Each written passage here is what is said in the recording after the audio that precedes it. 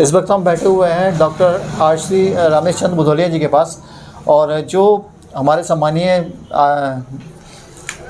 श्रीवास्तव जी ने, ओम प्रकाश OPL श्रीवास्तव जी ने जो एक शोध यहाँ किया था आर्कोलॉजी एरच पे, और एक उन्होंने शोध में पूरी की जो किताब लिखी हुई है एरच और एरच के अभिलेख एवं सिक्के, उसमें काफ़ी सहयोग रहा है डॉक्टर साहब का। तो मैं जानना चाहता हूँ डॉक्टर साहब से कि जो एरच के बारे में इतिहास लिखा हुआ है, काफ़ी चीज़ें इसमें दर्शाई गई हैं, तो कैसे आपने इसको देखा पूरी? देखिए, ऐसा है, एरच हमारी ऐतिहासिक नगरी रही है, और जो सिक्के उज्जैन में, विदिशा में और एरच में मिलते हैं, उनका लगभग एक ही राजा की राजधानी रही हैं वो, और समकालीन सिक्के तीनों राजधानियों में मिलते रहे हैं, और ये त्रिभुज में बनी हुई है एरच। जो सिक्के हमारे एरच में मिलते हैं वही सिक्के विदिशा में मिलते हैं, वही उज्जैन में मिलते हैं। तो पुरातत्व विभाग से एरच प्राचीन नगरी है, ईसा से पूर्व की नगरी है।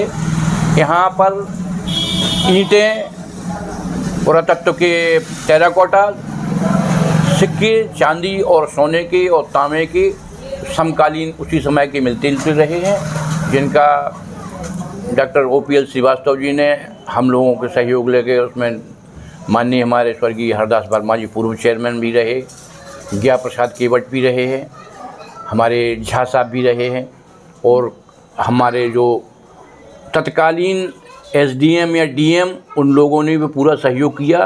प्रशासन ने भी हमको पूरा सहयोग दिया, जहां हमको जिस तरह की ज़रूरत पड़ी उन लोगों ने उस हिसाब से साधन मुहैया कराए। हम उनका धन्यवाद देते हैं, और जिसकी वजह से हमारा एरच आज डॉक्टर OPL श्रीवास्तव ने 26 देशों में पढ़ा है एरच का इतिहास, हम उनको धन्यवाद देते हैं।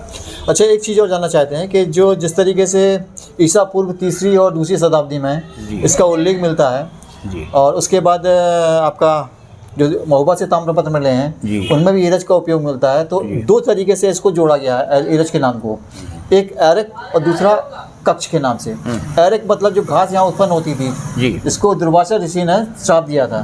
दुर्वासा ऋषि उस समय महाभारत काल में जो श्री कृष्ण के लड़के माने पुत्र प्रद्युम्न ने दुर्वासा ऋषि से कहा कि मेरे पेट में क्या है, तो उन्होंने कहा कि जो भी है उसमें आप जाइए, तो ये जो आपका जो भी होगा उससे आपका समूल नष्ट हो जाएगा। तो उसमें आप उसी समय, वो महाभारत के समय यादव लोग आपस में लड़के मर गए थे, वो गोंदरा था। वो गोंदरा एरक मतलब वो गोंदरा जो आज की तारीख में है। जी हाँ, वो उसमें नदी किनारे गोंदरा का आज भी हमारे यहाँ उपयोग होता है, और गोंदरा की घास को लोग बाग छप्पर अप्पर बनाते हैं, और उसी में गोंदरा का जो तो था, उसी को देखते हुए जी जो इतिहास कहते हैं इतिहासकार जी जी कि एरिक कक्ष के नाम भी इस तो वो गोंदरा की मात्रा यहाँ ज़्यादा होती थी, इसलिए एरिक। यहाँ निदानगिरी जी भी हुए हैं। जी, निदानगिरी भी 16वीं 17वीं शताब्दी में हुए हैं, और उनकी पुस्तक उस समय हमारे भक्ति मनोहर के नाम से निदानगिरी का, हाँ जी, वो इतिहास था। तो वो इस समय हमारे म्यूज़ियम में सुरक्षित है, क्योंकि जीर्ण शीर्ण हालत में उसका था, इसलिए हम लोगों ने उसको रजिस्ट्रेशन करा के उसमें दे दिया था। अच्छा, एक और जो देखा हुआ है निदानगिरी का जो समाधि स्थल है, जिसको आप नागा साधु भी कहते हैं जी, ठीक है, उनकी समाधि का भी रख रखाव जिस तरीके से यहाँ हुआ है वो काफ़ी निंदनीय तरीके से हुआ है। अब अतिक्रमण है, ये हमारे शासन ने उसका उतना सहयोग नहीं किया, और शासन ने जो पुरातत्व की यहाँ काफ़ी, वैसे पुरातत्व विभाग में जो 100 वर्ष से पूर्व उनको सुरक्षित और रजिस्ट्रेशन किया जाता था, तो रजिस्ट्रेशन के बाद भी उसका उपेक्षा का, इसके लिए उसको अतिक्रमण हो गया, और उस पर कोई गौर नहीं कर रहा है। बहुत बहुत धन्यवाद जी डॉक्टर साहब। मैं धर्मेंद्र करे, विरासत न्यूज़।